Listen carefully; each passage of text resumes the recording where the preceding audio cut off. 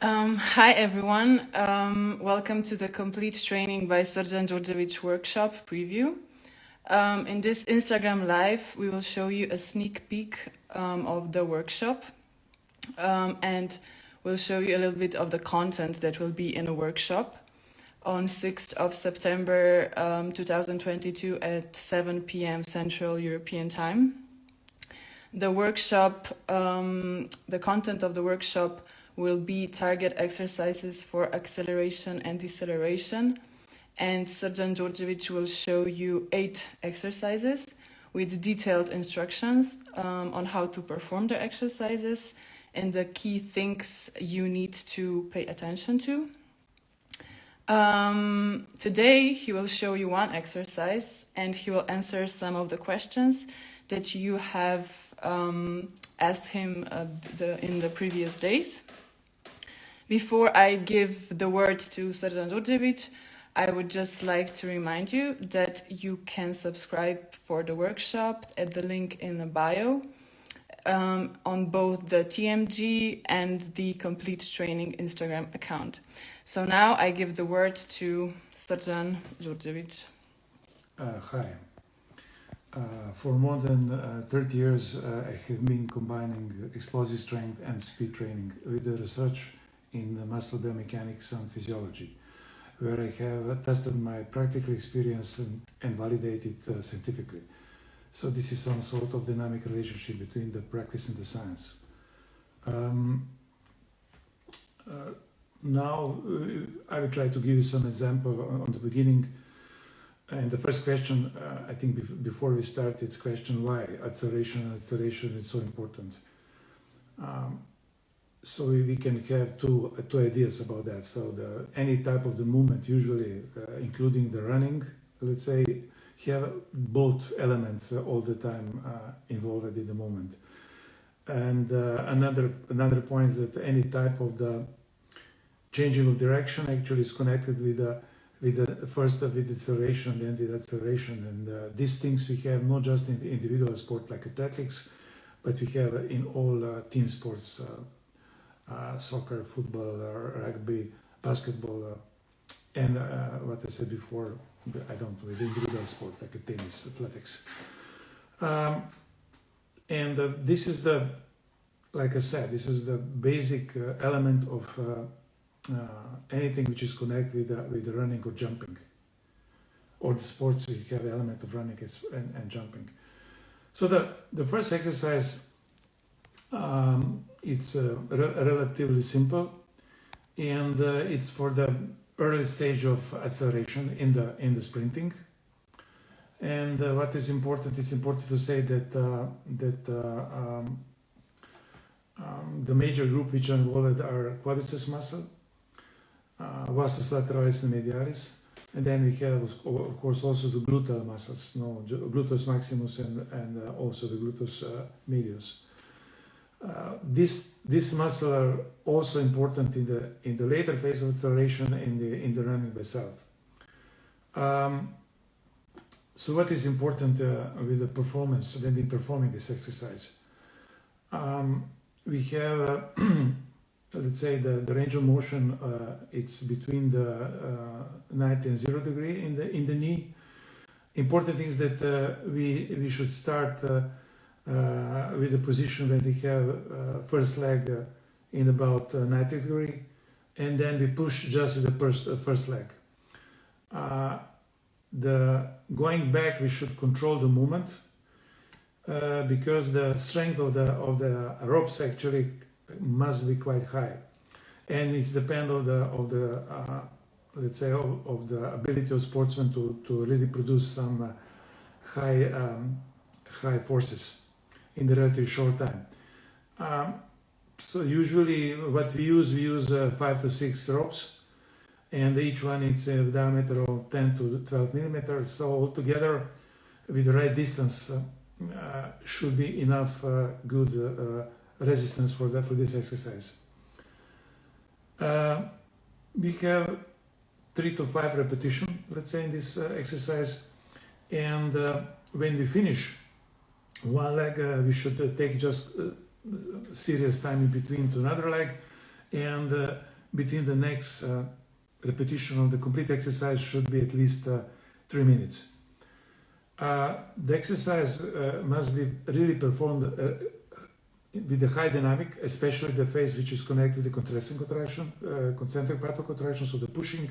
And again, first phase is always this lays with the first leg, and we should do the eccentric phase also on the same leg, and try to find the balance.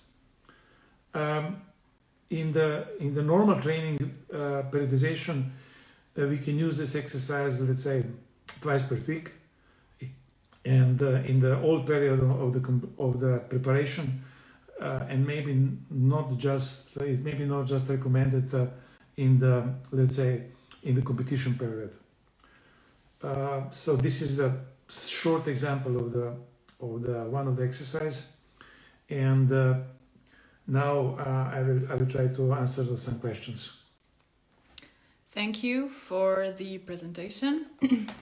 Now we will ask you the first question that we got in the previous days. So the first question is, what is the difference between sprinting versus acceleration, or what is actually connecting sprinting and acceleration?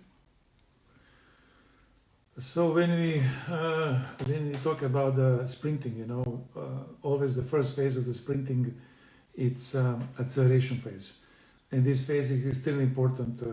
At least two reasons why important. Important because defines the speed on the end of acceleration, and also it's important because the faster we reach the let's say the high acceleration level, the better will be the performance. But when we talk about the sprinting, we should care about the things which are connected with that we don't have in the sprinting. We don't have, let's say, all these conditions when we reach the maximum speed. And here acceleration starts to be more important.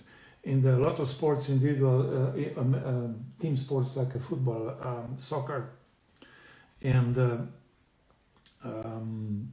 rugby, we have short acceleration, and then we have rest, and then again short acceleration. We don't have time to develop the maximum speed.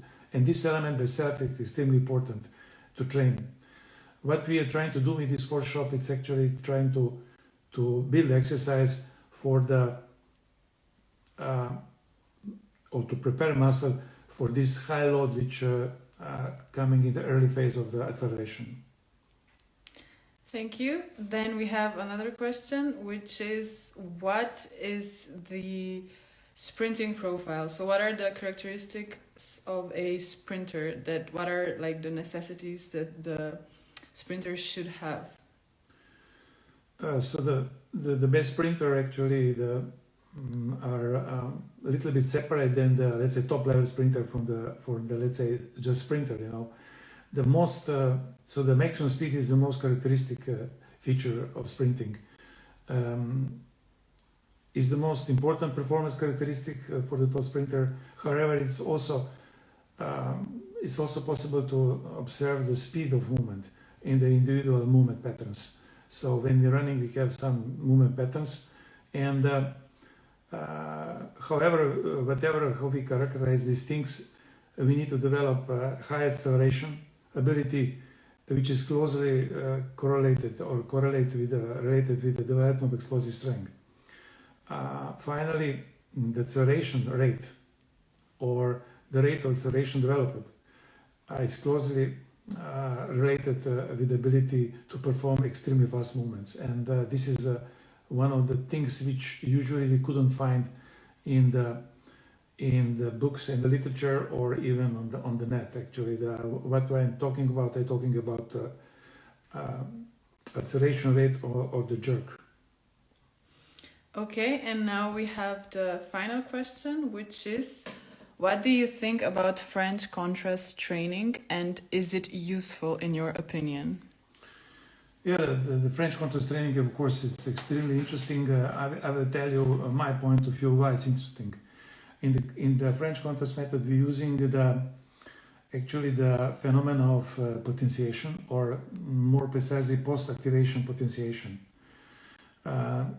This introduction in the which actually allow the sportsman to perform a little bit different than if you don't have this introduction. What does mean different? Different meaning that he can produce higher amplitude of the force, and also can influence on the speed of force development, of, if you want, the rate of force development. In this part, it's like I said, extremely important.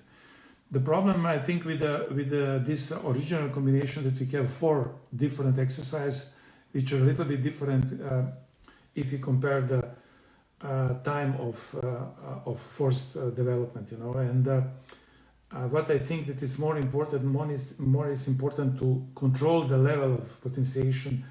Then, and if you can control this level, then we can easily combine all these exercises. So I think if you have good control, then we can combine these things. If you don't have full control, then I think the efficiency of this approach is a little bit lower. Thank you. And this is the end of our short preview of the workshop that we will have on 6th of September 2022 at 7 p.m. Central European Time. And if you want to subscribe to the workshop, please do it by clicking the link in the bio. Thank you and have a good evening.